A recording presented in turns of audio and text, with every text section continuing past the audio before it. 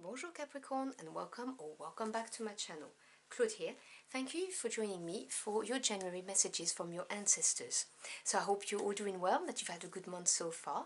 In this kind of readings, I receive and channel messages from different ancestors and passed on loved ones.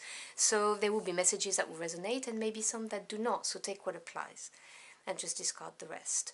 All the cards and oracles and tarots that I use I have actually reviewed, so there will be a link in the description box below if you would like to check out the artwork and maybe get them for yourselves. So I'm going to grab a couple of messages from this deck and then one from this one. And if you would like to connect to the energy of my deck, now is the time to take a couple of deep breaths. So what do my Capricorn Querents need to hear from their ancestors for January, please? What do we need to hear for their highest good?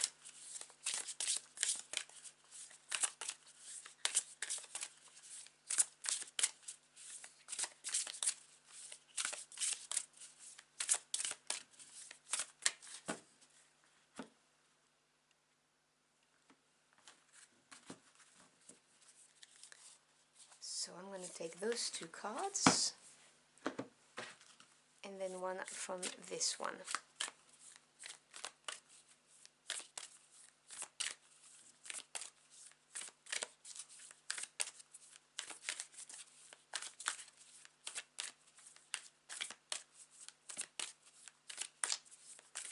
I think that's about right.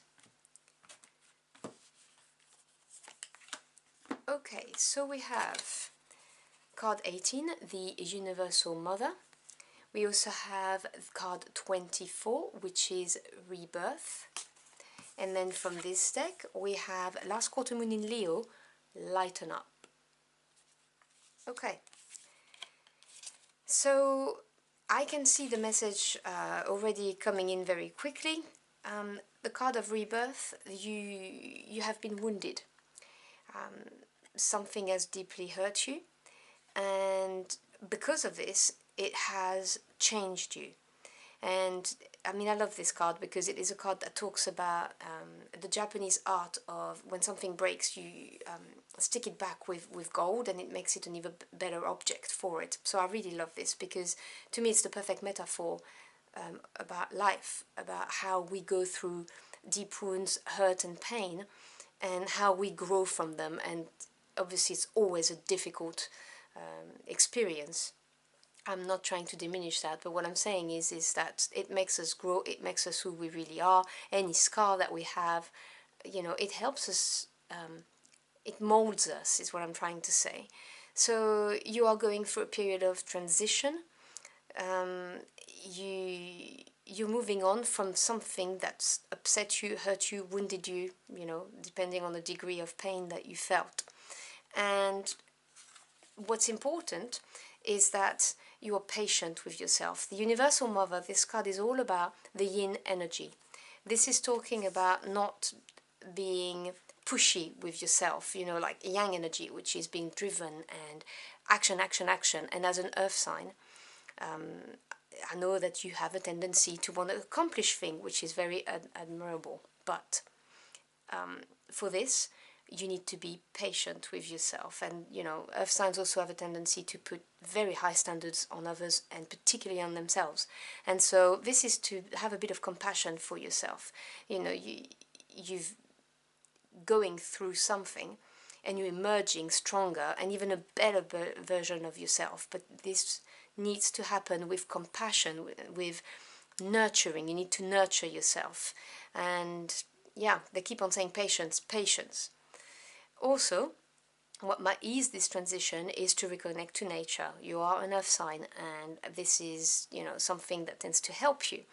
And with the Universal Mother, there's this idea of Gaia and connection to nature. Whether you are close to the ocean, a mountain, a park, or a forest, taking a walk with your phone on silent, it's that you're on your own with your thoughts and your feelings, will really help you recharge your batteries and feel more confident as well. You know, it's going to help you understand that the universe has your back and there is no need to fear, is what they're saying. Because with this card coming here, Lighten Up, your ancestors are saying that you're taking something very seriously. Now, I have Earth in my chart, so I know that everything I do becomes a project. So if I've been wounded, for instance, then I need to heal. So it becomes my project. And when I don't heal fast enough, I get frustrated with myself. And my husband very often says to me, hey, not everything needs to be a project in your life. You can actually just have fun and do it for the fun of it. And it stuck with me when he said that to me very early on in our relationship, because I thought, oh, wow, actually he's right. I turn everything into a project. And so the message is very clear here. You know, you have been going through something that was very dark, very difficult for you, but you're on the mend. And it's very important that you are patient, that you nurture yourself, and that you have fun. You know, part of nurturing yourself and looking after yourself is to also do things that may not be important and may seem silly to you, but they make you laugh, and laugh is such a good therapy. They make you happy and for a moment maybe even carefree, dare I say. So that's what the advice here, very, very clearly. But let me grab my tarot deck and clarify all of that for you.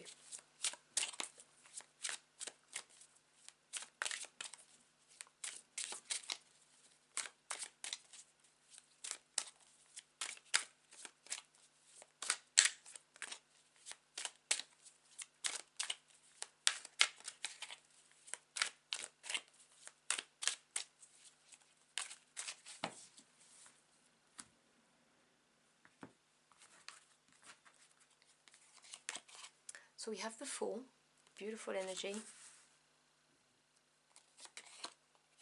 The Eight of Cups. And the Ten of Wands. Yep, not surprised to see this card here. Bottom of the deck we have the Eight of Swords, and not surprised to see this either. You see, I was getting the very, very strong message from your ancestors, or maybe a passed on loved one that's, you know, looking over you, that you really need to lighten up. You need to have fun. You need to do things that bring you joy rather than worry. The Eight of Swords is the card that really talks about being imprisoned in your own head.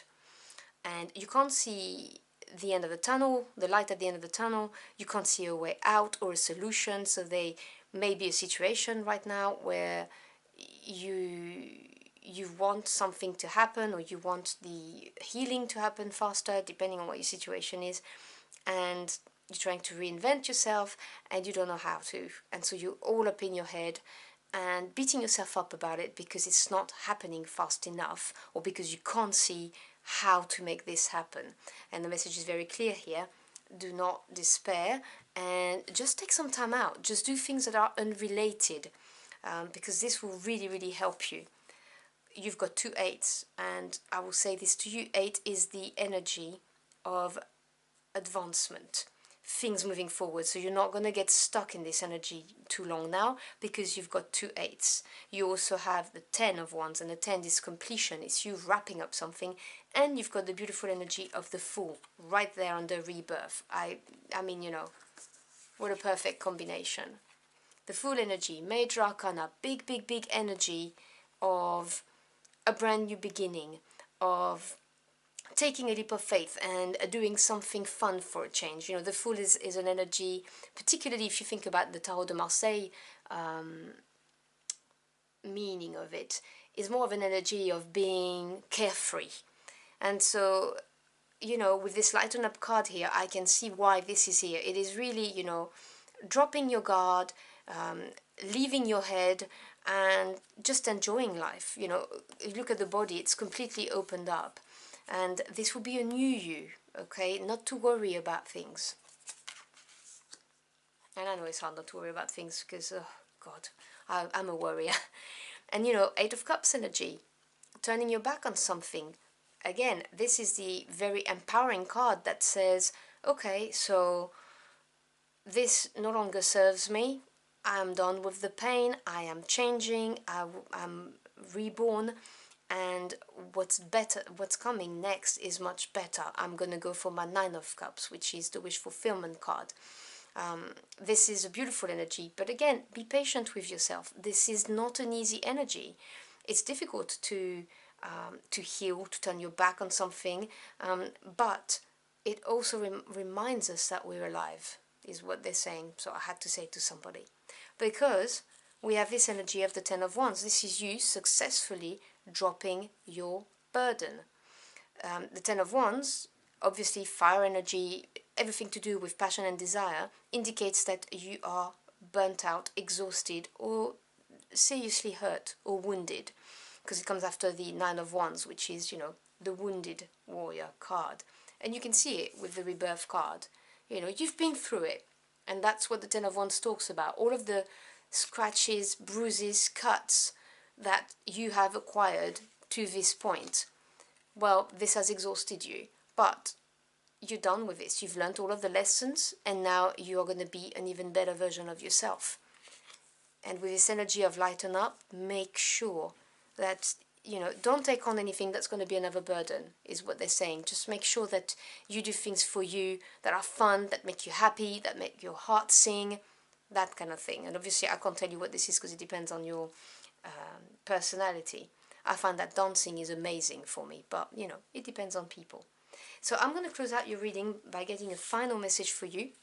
And I will read you the short paragraph from the guidebook because it's very interesting. So can we have a closing message for my wonderful Capricorn Querents, please?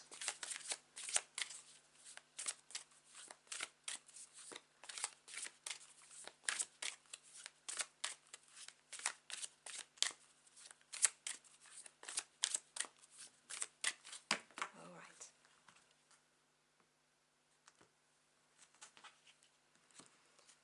So you have Bloodstone. Altruism. Let's see what this is. Let me show you firstly, because these are stunning cards, and I think they're a bit dark, so I need to show you that. And that's the card of altruism. That's very earth sign energy, actually. Let me grab the booklet.